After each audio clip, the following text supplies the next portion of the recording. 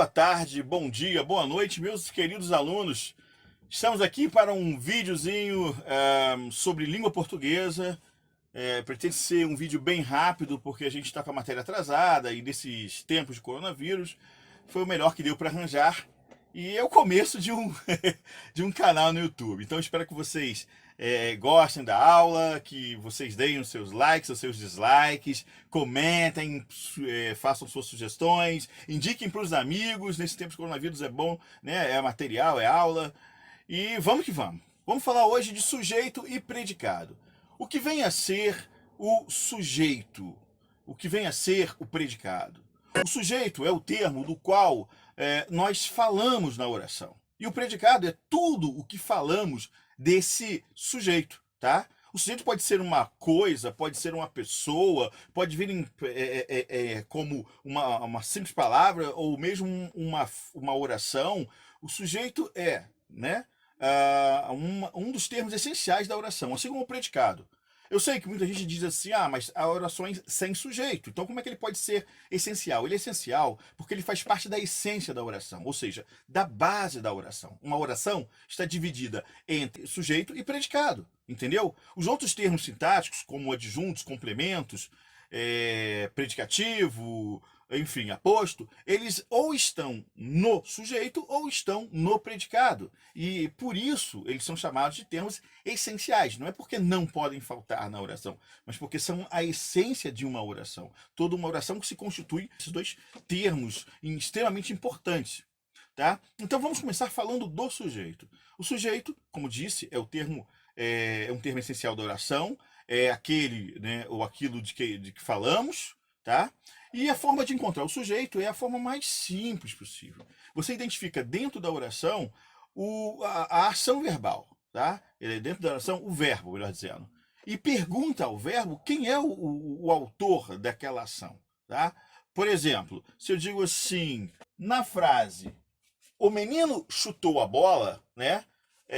Podemos entender, se eu perguntar ao verbo quem chutou, né? O verbo aqui é chutar, né? Se eu pergunto a esse verbo, chutar, quem fez isso? Quem chutou?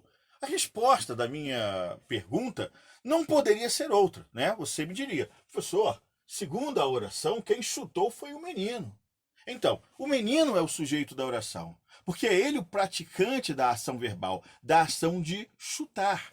Tá? Então eu tenho o menino como autor da ação e, portanto, né, da ação de chutar, e, portanto, sujeito dessa oração. Bom, uma vez que você identifica o sujeito da oração, o que resta na oração é o predicado dela, tá? Que são as duas partes que compõem a oração. O que não é sujeito é predicado, o que não é predicado é sujeito. Então, se eu tenho o sujeito aqui bem identificado, então o restante aqui seria o predicado da oração, tá? O predicado da oração. Tudo bem? Tá? Dentro do predicado reside, né, o verbo. O verbo é o núcleo do predicado verbal, né? E quando ele não é núcleo, é certamente uma palavra extremamente importante dentro do predicado, tá? Por estabelecer relação entre o sujeito e o predicado. Então, o verbo ele reside no predicado. Uma oração pode ser formada, um predicado pode ser formado apenas pelo verbo, ok? Apenas pelo verbo. Por exemplo, se a frase fosse o menino chutou, ou o menino saiu, ou o menino correu, né? Ainda assim teríamos predicado, seria correu, caiu, sei lá, tá bom? Então, o predicado pode ser formado apenas pelo verbo, não tem problema algum, tá bom? Mas o verbo é essencial no predicado, ele faz parte do predicado. Bom, dito isso, vamos falar agora sobre os tipos de sujeito. E eu quero começar essa conversa com você, tá? Fazendo uma divisão bem simples do estudo dos tipos de sujeito. Vamos dividi-los inicialmente em duas partes, tá? Em dois grupos bem definidos. Vamos fazer assim, ó. O sujeito ele pode aparecer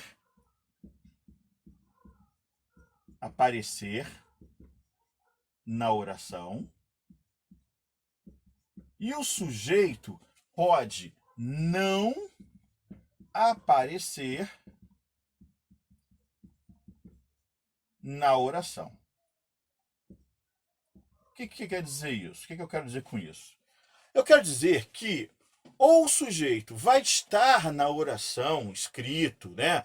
Quando eu faço a pergunta aqui, quando eu fiz a pergunta, quem chutou a bola, a resposta foi o menino, e o menino está escrito aqui. Tá? Então tem um sujeito, um tipo de sujeito, que ele aparece escrito na oração. Tá lá para mim, entendeu? Então identifico facilmente. Agora, existe uma outra situação em que o sujeito não aparece escrito na oração, tá? Não aparece escrito na oração. É o caso, por exemplo, vou botar aqui uma frase sem entender. É o caso, por exemplo, de li a carta. Na frase li a carta, o verbo dessa oração, você sabe, o verbo é li, do verbo ler, né? Li. Aí eu pergunto, quem leu? Bom, a resposta a essa pergunta vai depender da desinência número pessoal. A gente vai falar disso daqui a pouquinho, tá? Fica tranquilo. Vai depender da desinência número pessoal. Para a forma verbal li, que é da primeira pessoa do singular, do pretérito perfeito do indicativo, só caberia o pronome eu, que não está na oração. Eu sei qual é o pronome, mas ele não está na oração. Eu li, seria a resposta. Então, quando eu pergunto quem leu, a tua resposta para mim seria, professor, segundo o verbo, o sujeito da ação verbal li seria eu. Eu li a carta. Entendeu? Então, mas não está escrito aqui. Identifiquei, mas não está escrito. Então, aqui estamos tratando de um caso, desse caso aqui, quando o sujeito não aparece escrito. Agora, veja como é que é bem fácil. Veja como ajuda muito você organizar essas características para classificar o sujeito. Se aparecer escrito, você só vai contar com duas possibilidades. O sujeito que aparece escrito, ele poderá ser simples ou ele será composto. Ou será simples ou será composto.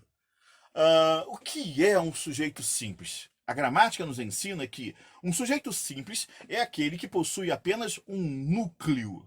E o que é o núcleo do sujeito? Senão a palavra mais importante dentro do sujeito. Então você pega o sujeito e ali tem uma palavra, de todas as palavras que possam estar no sujeito, uma que é a mais importante. Essa palavra, ela é representada, essa função de núcleo do sujeito, ela é exercida por um substantivo, ou por um pronome, ou uma palavra substantivada, tá? Então, veja o caso. O menino chutou a bola, tá? O menino chutou a bola. Eu perguntei, quem chutou a bola? Você me respondeu, o menino. Então, o menino é o sujeito da minha oração chutar a bola. O menino é sujeito simples porque a palavra que representa o núcleo é menino. Menino. Porque a ação de chutar a bola foi feita por uma dessas palavras, não foi pelo o, foi por menino. Essa palavra representa o ser que pratica a ação. Então o núcleo é a palavra que representa o ser que pratica a ação verbal. Essa palavra pode estar no singular ou mesmo no plural. Não importa. Se ela for uma palavra só, mesmo que esteja no plural. O sujeito é simples. O sujeito só será composto quando mais de uma palavra, né, se referir ao ser ou aos seres que praticam a ação. Por exemplo, se ao invés de o menino chutou a bola, eu tivesse a seguinte frase: o menino e a mãe choraram. O menino e a mãe choraram. Se eu te perguntasse qual é o verbo dessa oração, a sua resposta claramente seria choraram. Choraram é o verbo da oração. E aí, seguindo aquele raciocínio que a gente estava conduzindo, né? Eu vou perguntar o verbo, quem praticou essa ação? Quem praticou a ação de chorar? Quem praticou a ação de chorar foram o menino e a mãe. Então esse é o meu sujeito. O menino e a mãe é o sujeito da minha oração, tá? O menino e a mãe é o sujeito da minha oração. Agora, é um sujeito diferente, porque ele é um sujeito que ele é composto de duas palavrinhas que representam os autores da ação de chorar. Eu não posso dizer que só o menino chorou, porque o menino chorou, certamente ele chorou. mas a mãe também chorou. Então, essas palavras, tanto menino quanto mãe, representam as palavras núcleo do sujeito. Então, esse sujeito ele tem mais de um núcleo, ele tem dois núcleos, menino e mãe, tá? Então, assim, dizemos que esse é um sujeito composto, porque ele é formado por dois núcleos. Se a frase fosse só o menino, se a frase fosse só isso aqui, ó, o menino chorou, o menino chorou, seria um sujeito simples, porque eu teria o menino, apenas o menino, como sujeito da oração. O núcleo seria menino, uma palavra só, é sujeito simples, tá? Agora, quando eu tenho mais de um elemento, mais de um ser, né, praticando a ação, o menino e a mãe. A mãe aí é o outro elemento que pratica a ação de chorar. Sujeito composto. Mas, professor, e se ao invés de menino eu tivesse meninos? Eu acabei de falar. Mesmo estando no plural, ainda se posso classificá-lo como simples, porque isso é contado não pela ideia de ser mais de um, mas pelo fato de ter mais de uma palavra representando núcleo, tá? Então aqui eu tenho duas palavras, poderia ter 3, 4, 10, 1 milhão, infinitos. Eu tenho menino e tenho mãe, então sujeito composto, tá? O sujeito, quando ele é simples, ele só tem um. Mesmo que fosse os meninos choraram, tá? Os meninos choraram, ainda seria sujeito simples. Mas é interessante que o sujeito simples ele é composto por uma palavra escrita, que aparece na oração, que aparece escrita na oração. O composto também e a diferença entre eles é a quantidade de núcleos, percebe? Tá? Então a primeira coisa que tem que fazer é saber se ele aparece ou não ali na oração. Se aparecer, ou é simples ou é composto. Não há outra possibilidade. Ah, mas não seria oculto ou indeterminado? Não, nesse caso não. Não tem como, tá bom? Também é importante que você note o seguinte: o sujeito composto ele é ligado por uma conjunção aditiva. Muito comum você encontrar o E. O E, tá aqui, ó. O menino e a mãe.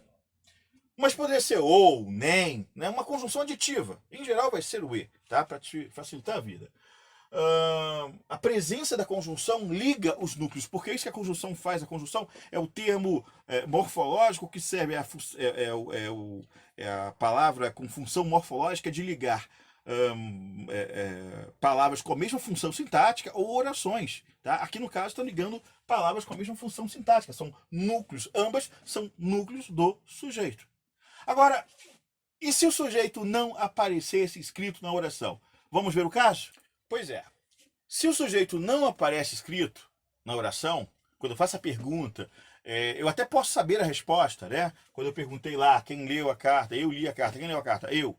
Posso até saber a resposta, mas não aparece escrito, então nesses casos o sujeito será oculto ou indeterminado, ok? A gramática costuma usar outros termos para o sujeito oculto. O mais comum atualmente tem sido sujeito elíptico ou sujeito desinencial. O desinencial tem sido muito usado atualmente pelos novos gramáticos. Tá? A gramática normativa geralmente utilizava o termo oculto, alguns contestam, discutem, isso é besteira, importante é a classificação. Muitos chamam de sujeito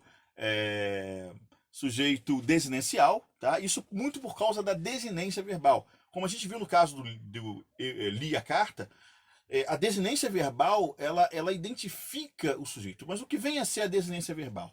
Bom, lembra, em muitos casos, quando você faz sempre que você faz a flexão do verbo, o final do verbo muda de acordo com o pronome. Por exemplo, eu li, tu leste. Ele leu, nós lemos. Vós lestes, eles leram. Então, você vai mudar o final do verbo de acordo com o pronome a que se refere, tá? Esse finalzinho que muda, a gente chama de, né, no estudo da morfologia, no estudo da estrutura das palavras, a gente chama de desinência número pessoal, porque indica o número, se é singular ou plural, e indica se é primeira, segunda ou terceira pessoa, né? Os pronomes são classificados assim: eu, primeira pessoa do singular; tu, segunda do singular; ele, terceira do singular. Depois você tem do plural. Nós, primeira do plural, vós, segunda do plural e eles, terceira do plural. Então, esse para cada um desses pronomes tem uma desinência, um finalzinho específico que se repete em qualquer verbo. Então pelo menos os regulares, né? Então você, pelo final do verbo, você sabe a qual pronome se refere. Quer ver? Veja a seguinte frase. Comemos muito. Comemos muito, né? Esse tempo de coronavírus é o que a gente tem feito bastante. Comemos muito, né? Veja, comemos muito. Comemos é o verbo. Se eu perguntar a ele, quem come? Né? Bom, quem come não está escrito. O que me faz fugir da possibilidade de ser simples ou composto. Não é simples nem composto, porque quando eu pergunto quem come nessa segunda frase, a frase não me diz ali, na hora, ali escrito, aparecendo ali, quem é que come. Então não é nem simples nem composto. Ou ele é oculto ou ele é indeterminado. Ele será oculto quando eu souber quem come, independente de estar escrito ou não. Ou seja, um pronome se apresentará para se identificará como sujeito da oração. Eu vou repetir. A minha pergunta, um pronome se identificará como sujeito da oração. Por isso é sujeito oculto ou desinencial, se você preferir. Tá? Então, no caso do sujeito oculto, eu pergunto, dessa frase aqui, comemos muito. Quem come? De acordo com o final do verbo, ou seja, de acordo com a desinência verbal, mos. Né? O mos não é usado para o eu comemos? Não existe. Né? Tu comemos? Né? O mos só é usado no final do verbo quando o pronome ao qual ele se refere é o nós. Nós comemos, você sabe muito bem disso. Então, é óbvio que, para esse caso, o pronome seria o nós. Não está escrito, vou colocá-lo aqui entre parênteses, obviamente. Tá? O nós seria o sujeito dessa oração. Não está escrito, porém eu o identifico. Ele será sempre, nesses casos, um pronome pessoal. Então, comemos muito. Quem come muito? Nós comemos muito. Tá? Então, o sujeito aí seria nós, que não aparece na oração, e isso me faz classificar o sujeito como sendo um sujeito oculto, que é aquele que não está na oração, mas o verbo me diz quem ele é. A partir da desinência verbal, eu sei quem é o verbo, tá? Quem é o sujeito da oração. O indeterminado, a gramática nos dá duas situações. Agora, querido aluno, preste muita atenção. A gramática te dá duas situações. É para você decorar essas situações. Não tem por que ficar sofrendo. Vamos lá. O primeiro caso, ele é um caso muito simples. A gramática diz para você que o sujeito indeterminado ocorre quando, no caso de uma oração em que o sujeito não apareça escrito, o verbo estiver na terceira pessoa do plural, que é quando o pronome que deveria aparecer seria o pronome eles, e ele não está lá. Então você não tem nenhuma palavra que se refira ao verbo, né, conjugado na terceira pessoa do plural. Vou te dar um exemplo. Na oração, acharam meu livro. Acharam meu livro. Né? O verbo dessa oração é acharam. Aí eu pergunto, quem achou? Quem achou meu livro? Segundo a oração, né, lendo essa oração, eu não identifico na oração quem achou. O que me deixa, né, tranquilo para dizer que esse sujeito nem é simples, nem é composto, porque tanto o simples quanto o composto, eles aparecem escritos na oração, e nesse caso não está aparecendo escrito para mim. Eu vou ter que descobrir aqui, mas veja, diferente do oculto, eu não consigo identificar o sujeito, ou seja, o pronome. Porque, olha bem, quando eu digo acharam meu livro, acharam, eu sei que alguém achou. Então existe aí um sujeito praticante da ação de achar, é justo. Mas não posso te dizer quantos. O verbo está no plural e eu deveria dizer eles acharam, né? Eu deveria dizer. E por que eu deveria e não digo? Deveria porque o verbo está na terceira do plural, e não digo porque estar na terceira do plural não significa dizer que, nesse caso, que seria mais de uma pessoa, entendeu? Pode ter sido uma pessoa só. Vou te dar um exemplo para você entender melhor. Imagine uma situação de sala de aula muito comum, infelizmente. Você está explicando uma matéria e, de repente, um aluno vira para você e diz, professor, jogaram uma bolinha de papel em mim. Bom, jogaram o verbo na terceira, então vamos supor, mesmo sabendo quem é, que eu fizesse esse raciocínio, né? Se o verbo está na terceira plural, então eles jogaram. Mas veja o absurdo que seria mais de uma pessoa se juntar para jogar uma única bolinha. Não foram jogaram bolinhas, né? Jogaram uma bolinha de papel em mim. Então, como assim? Imagina, 3, 4 pessoas pegando aquela bolinha no 3, vamos jogar nele. Isso não existe, né? Então, como é que é? Bom, o caso é que a gramática, ela reservou essa situação para os casos em que você não sabe a quantidade do sujeito, para que você não sabe quem é o sujeito, ou quando você também não quer deixar claro quem foi o sujeito da oração, até você, às vezes até você até sabe, mas não quer passar essa informação. Então, nas entrelinhas, você deixa o sujeito indeterminado. Tá? Então, nesses casos, a gramática diz que se o verbo estiver na terceira do plural, sem sujeito escrito, o sujeito será classificado como indeterminado. Guarda isso. Terceira do plural, sem sujeito escrito, sujeito indeterminado. Não tem outra. Não precisa. Não se estresse. Analisou, fez a pergunta ao verbo, não tem sujeito, ele está na terceira do plural, é indeterminado. Então, nesse caso, acharam no meu livro, o sujeito é indeterminado. Mas esse é o caso 1. A gramática reservou para essa situação 2 casos, 2 situações em que o sujeito se torna indeterminado. A segunda situação, ela é um pouquinho mais complexa, porque eu precisaria falar de verbos transitivos, verbos intransitivos, transitivos diretos, indiretos, e o momento não é agora. Então eu vou te dar um macete, tá? A gramática diz o seguinte: o sujeito será indeterminado quando o verbo estiver na terceira pessoa do singular, seguido do pronome se. Sempre será assim? Não. Isso não é uma questão de exceção, tá? É uma questão de ser, o verbo ser ou não ser transitivo, mas aí como eu não posso explicar, tá? Então vamos fazer da seguinte forma. Eu vou colocar 2 frases no quadro, 3 frases no quadro, e eu vou te mostrar em que situação ela pode ser indeterminada e em que situação ela não pode ser indeterminada, ok? Primeira frase. A moça lavou-se antes do jantar. A moça lavou-se antes do jantar. Vou te fazer aquela pergunta básica, né?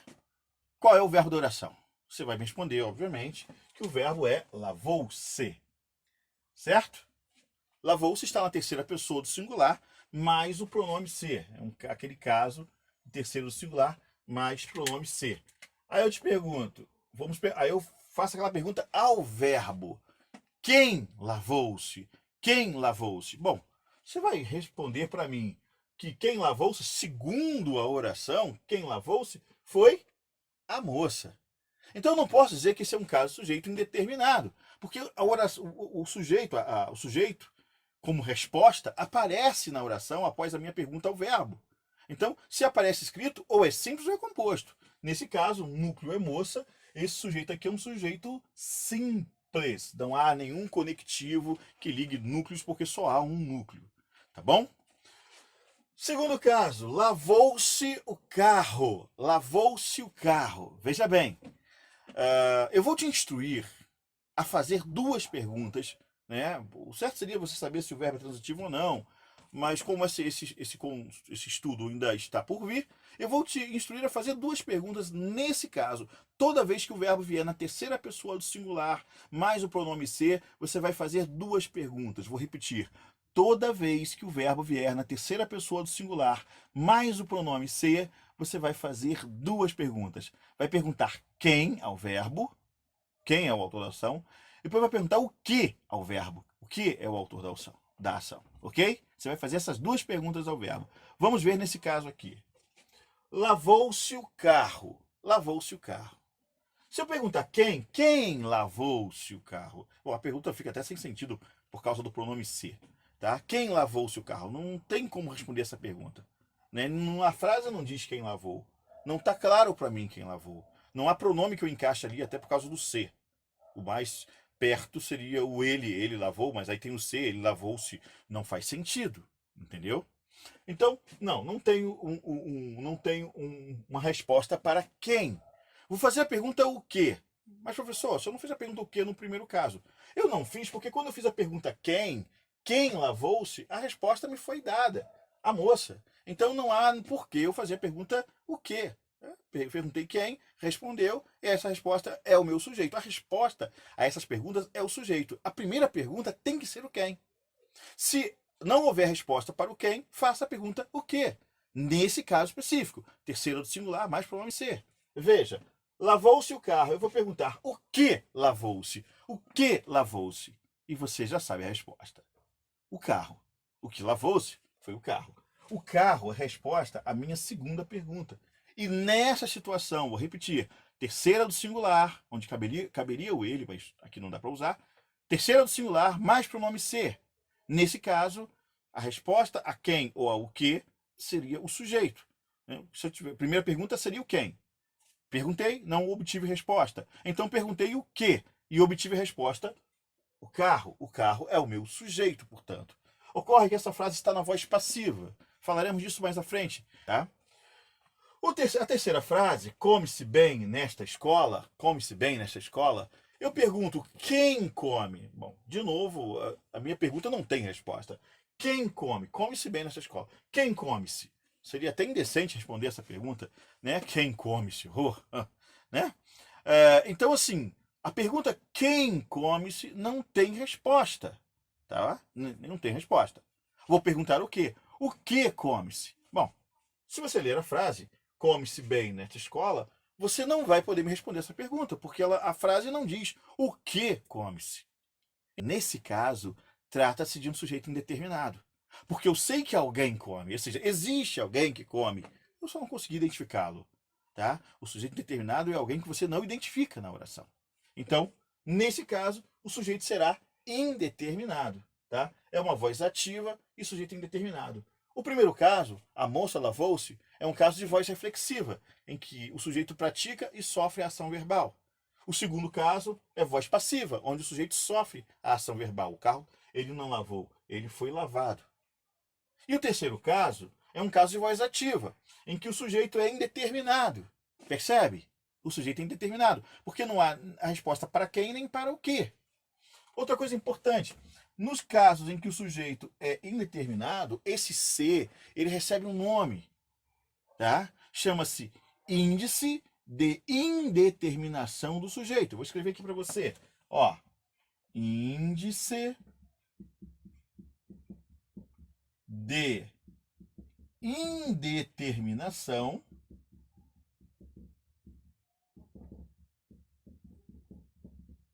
do sujeito. Tá? É assim que ele é chamado. Nos outros casos, o nome é outro. Aqui, na voz passiva, ele é pronome passivador, veremos isso mais adiante. No C, ele é pronome reflexivo, também veremos isso adiante. Tá bom? Mas na voz ativa, num sujeito indeterminado, o C vai ser chamado de índice de indeterminação do sujeito. Tudo bem? Uma outra coisa, um último detalhe.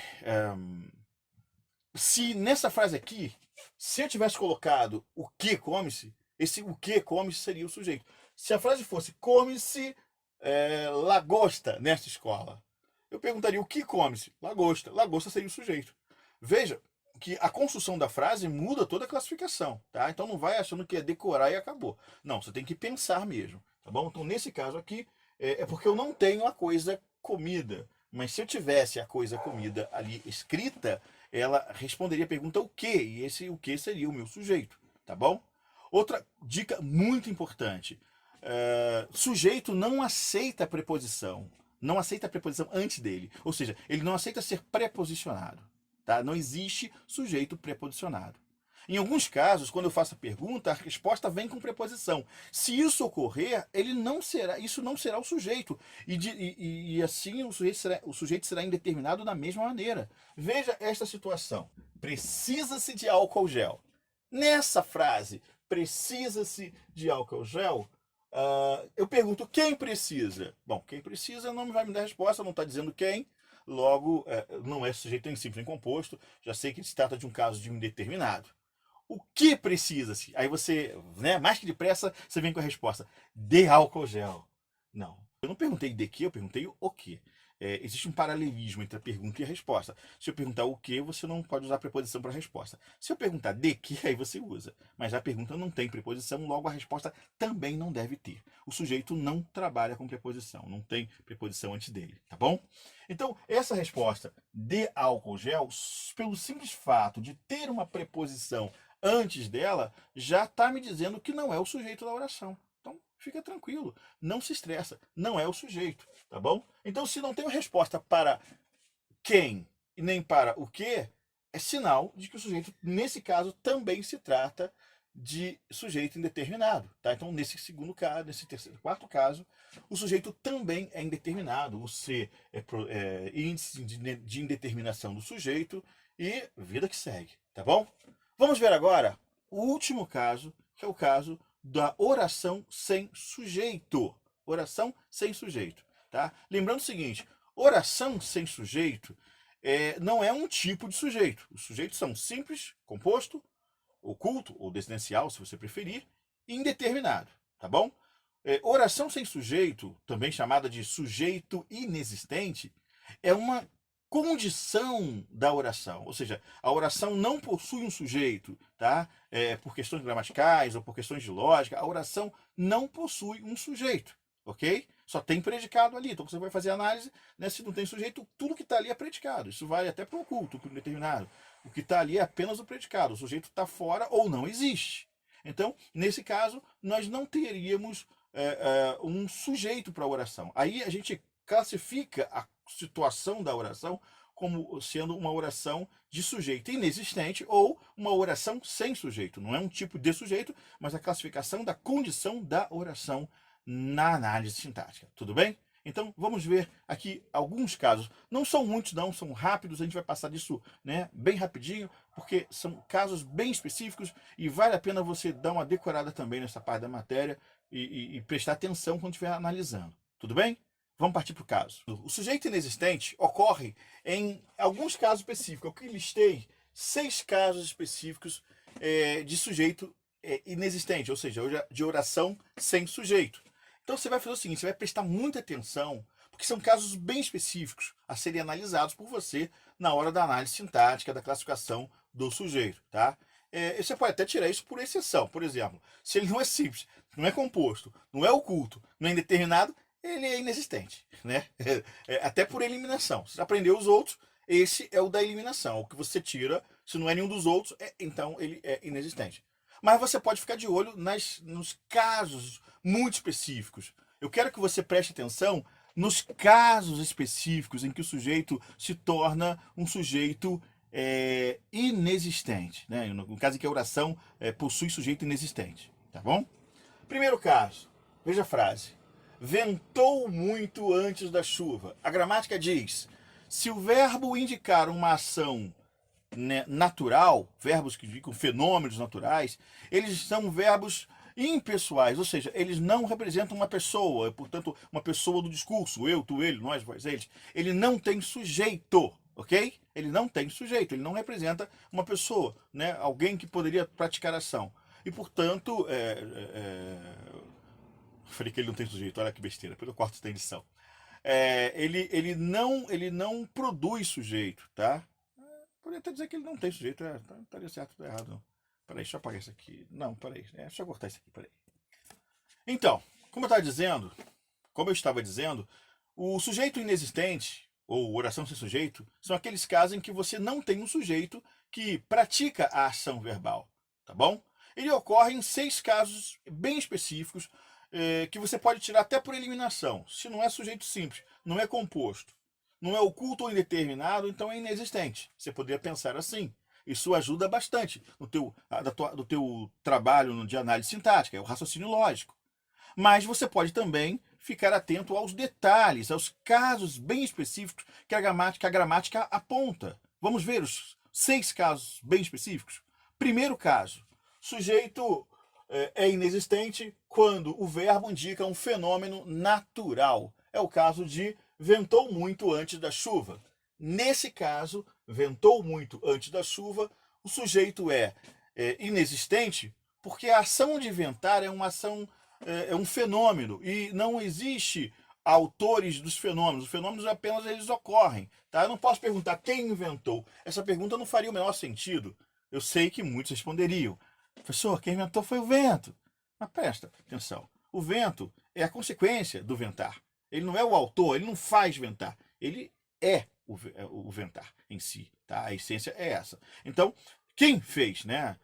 Não tem o autor da ação, é um fenômeno. Simplesmente ocorre. Ok? Então guarda aí na sua cachola todos os verbos que indicarem fenômenos naturais: ventar, trovejar, relampejar, chover, nevar, amanhecer, anoitecer, tá? São verbos que indicam fenômenos naturais e eles não possuem sujeito. Eles não possuem sujeito.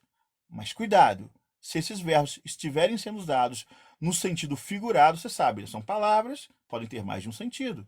Se eu disser, por exemplo, assim, o professor ventou diante da turma, quem ventou? O professor. Bom, qual o sentido da palavra ventou aí? Mas a gente tem que fazer essa análise, né? O que significa ventar? Ventar é discutir, é esbravejar, sei lá. Mas a frase tem claramente um sujeito, que é o professor. Ele está ventando. Né? Seja, claro que quando eu falo o professor ventou, o sentido da palavra ventar aí muda, não é o mesmo no sentido de fenômeno natural, ventar de vento, não, é outra coisa que eu tenho que tentar descobrir a partir do texto, né? Interpretação de texto, tá bom?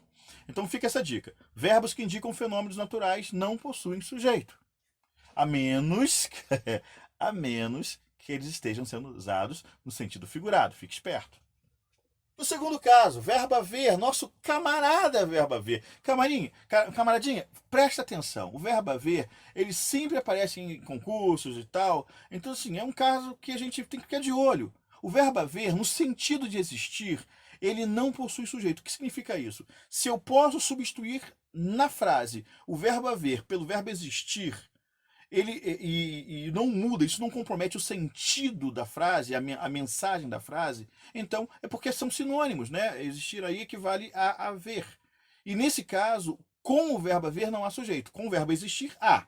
Tanto que o verbo existir vai conjugar, ele vai concordar com as demais palavras da frase, enquanto que o verbo haver não concorda, ele fica no singular, tá bom? Que é uma característica dos verbos impessoais, eles ficam no singular. Então veja, há muitas pessoas na rua. Há muitas pessoas na rua. Você vê, muitas pessoas está no plural, mas o verbo haver está no singular. Né? Se eu trocar haver por existir, eu não vou dizer existe muitas pessoas na rua. Eu vou dizer existem muitas pessoas na rua. Existem muitas pessoas na rua.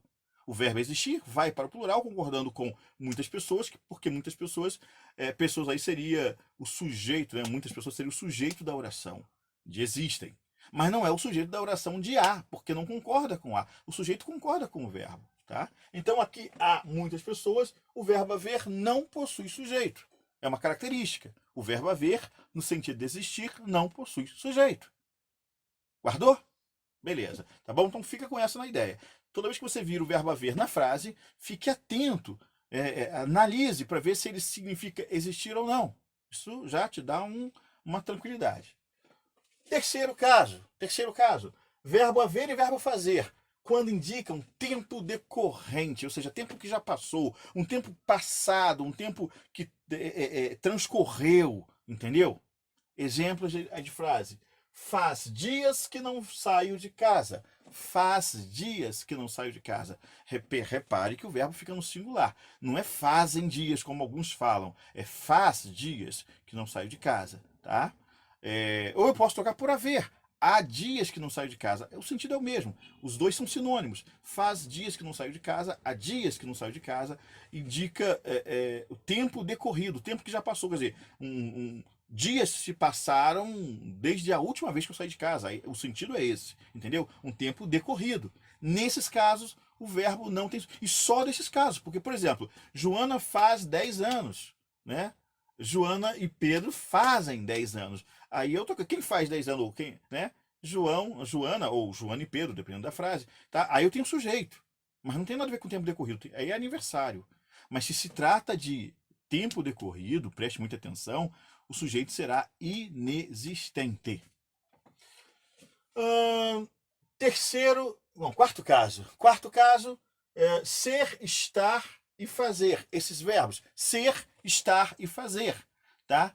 Trabalhando com, né, no sentido de clima, temperatura do ambiente, temperatura do globo terrestre, do ambiente ali onde as pessoas estão, enfim, tá? Nesse sentido de clima, de temperatura ambiente, esses verbos não possuem sujeito. Então, você usando nesse sentido, não possui. Vamos ver as frases. Olha aqui. Está quente hoje. Está quente hoje. Eu não estou dizendo que alguém esteja quente. Está quente. Estou falando do clima. Estou falando da temperatura do ambiente. Entendeu? Está quente hoje. Quem está quente? Essa pergunta não cabe. Não é quem está quente. Está quente. Entendeu? É muito declarativa. Eu estou declarando aí o meu calor, né? Estou sentindo esse calor aqui no ambiente. Está quente hoje. Entendeu? Então, nesses casos, o sujeito ele é inexistente. Olha outro caso. Faz frio no sul. Opa, cadê o ponto aqui? Faz frio no sul. Quem faz frio? Não tem quem faz frio. Faz frio no sul. É diferente de você dizer a geladeira faz frio, o ventilador faz frio. É específico. Não tem nada a ver com o clima, com o ambiente. Mas quando eu digo faz frio no sul, estou falando do ambiente, né? do clima do sul. Entendeu? Faz frio no sul. Então, não tem quem faz. Aí tem aluno que já responde assim: quem faz frio? No sul. No sul não é quem, é onde. Onde faz frio? No sul, entendeu? Mas quem faz? Não está escrito ali, não está descrito na oração. Não há como você descrever, porque está falando do clima. Então guarda essa. Você está falando do clima com esse verbo, tá? Não tenta inventar, buscar outros verbos, não. São muito específicos. São esses verbos que eu estou colocando aqui no quadro para você. É gelado demais no Alasca. É gelado demais no Alasca. Quem é gelado? Não tem quem é. É gelado demais no Alasca. Acabou. Estou declarando aí a minha sensação climática sobre o Alasca. Então, para esses casos, não há sujeito. Fica tranquilo, tá? Guarda essas ideias na cachola e usa isso na hora da prova. Quinto caso, verbo ser, indicando hora ou indicando tempo, né, data. Vamos ver? São 9 horas da noite. São 9 horas da noite. Você não pode perguntar quem são 9 horas. Essa pergunta não faria o menor sentido. 9 horas é tempo, né? Com o verbo ser, isso não tem sujeito, tá bom? Cuidado, é com o verbo ser, não vá confundir com outros verbos, tá? Hoje é 27 de março. Hoje é 27 de março, tá bom? Poderia ser também hoje são, né? Aí tem a questão da ideia do verbo, do pronome, né? Desculpa, substantivo dia, que estaria implícito ou não, né? O concordante pode ser com o substantivo dia, que está implícito, ou pode ser com a ideia, com o número aí. Então você tem as duas possibilidades de concordância, tá? Então vamos pegar essa aqui. Hoje é 27 de março. Eu não posso perguntar quem é 27 de março, pela mesma razão que eu não posso perguntar quem são 9 horas, né? Estou falando de uma data, estou declarando essa data, então para esse caso não há sujeito. Tranquilo, né? Então você decore isso aí, guarda na cachola e vamos para o último caso, tá? Deixa eu te mostrar aqui no próximo quadro. Então, esse é o último caso de sujeito inexistente, tá? Oração sem sujeito, tá? Ela pode ocorrer também no sexto caso aí, com 3 verbozinhos específicos, são esses aqui, ó, chega, seguido da preposição de, basta, seguido da preposição de, e passa, seguido da preposição de. Aqui não tá com de, é combinado aqui com a, de mais a, dá, né? Chega de mortes, chega de mortes. Nesse caso, veja, é uma frase em que onde eu coloco o meu desejo, a minha vontade, mas eu não estou dizendo quem chega. Se eu perguntasse quem chega, né? Quem chega, não tem aí. Alguém poderia dizer de mortes, não, de mortes é do que chega. Eu perguntei quem. Quem quer que chega? Não tem quem chegue, não está chegando ninguém. Chega de mortes é uma frase declarativa onde eu exponho ali o meu desejo, né? Que não haja mais morte, tá? Mas não estou dizendo quem é que deve. Quem chega. Não tem quem chegue, tá bom? Então, nesse caso, não há sujeito. Lembra que eu falei também, ó? Preposição, tá vendo? Ó, preposição de morte. Se você respondesse de morte como sujeito, lembra que eu falei que sujeito não pode vir preposicionado? Então, não seria nunca, não tem como, tá? Basta de sofrimento, né? não tem quem baste. Basta. Estou declarando aí a minha vontade, o meu desejo de que não haja mais sofrimento. Já passa da hora de dormir. Já passa da hora de dormir. Quem é que passa? Não estou dizendo quem é que passa. Estou declarando, já passa da hora de dormir. Então são frases em que eu declaro ali as minhas verdades, né? Onde eu faço afirmações, mas eu não estou aí preocupado em ter um sujeito para aquela ação da afirmação que eu estou colocando. Não há sujeito nesse caso. Então chega de, passa de e basta de. Guarda isso na cachola, tá bom? São os casos de sujeito inexistente, ou seja, oração sem sujeito. Vou repetir para você. Verbo haver, no sentido de existir, não tem sujeito. Verbos que indicam fenômenos naturais, como ventar, trovejar, nevar, amanhecer, anoitecer. Só tome cuidado, porque eles podem vir com sentido figurado e aí, né, sentido conotativo, aí muda a figura. Ele pode ter sujeito nesse caso em que ele vem com sentido figurado. Fazer e haver no sentido de tempo decorrido, haver no sentido de existir, ser, estar, ser, estar e fazer no sentido de clima, né? Ser no sentido de hora ou data. Eu nem falei sobre isso, né? No caso do ser, no sentido de hora ou data, né? São 9 horas. O ser é o único verbo que vai para o plural ou fica no singular, que fica no singular ou vai para o plural, né? Mesmo sendo impessoal, ele vai para o plural. Os demais não vão. É uma característica dele, tá? Os outros ficam todos no singular. Inclusive o faz, lembra, né? Faz 10 anos. Nada de fazem 10 anos. E existe o caso dos verbos bastar, passar e chegar. Vamos falar deles agora. Tá? Esses verbos seguidos da preposição de. Seguidos da preposição de. Eles não possuem sujeito. Tudo bem? Então fica atento. Às vezes você pode encontrá-los sem a preposição de. Chega Maria. Chega Maria na sala e diz. Quem chega na sala? Maria. Maria chega na sala, entendeu?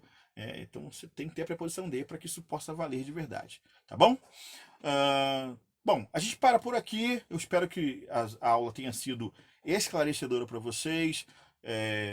Se você gostou, vai embaixo, toque o sininho, porque vamos ter novos vídeos com certeza. Dê o seu like ou o seu dislike.